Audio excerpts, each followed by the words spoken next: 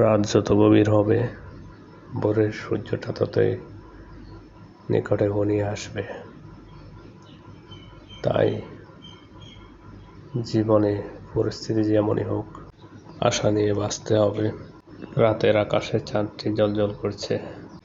রাতটি যদি অমাবস্যারও হতো, তবুও কি রাতটি থেমে যেত?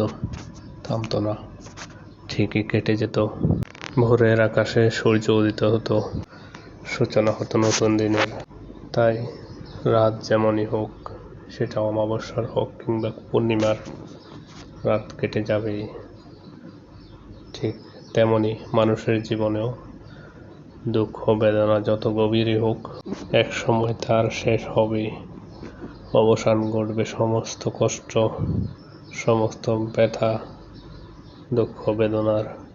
তাই যে মানুষ কষ্টের সময়টা সয়ে যেতে পারে, ধৈর্য ধরে চলতে পারে, কণ্টকাকীর্ণ পথ বিজয়ের মালা তো তারই প্রাপ্য।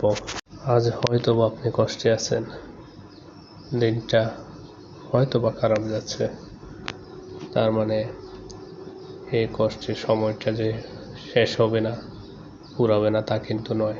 শুধু ধৈর্য ধরতে হবে কাঙ্ক্ষিত সুখের মুহূর্তটার জন্য, যে মুহূর্তে আপনি সমস্ত দুঃখ বেদনা ক্লান্তি ভুলে গিয়ে পরে নেবেন বিজয়ের মালা। শুভকামনা।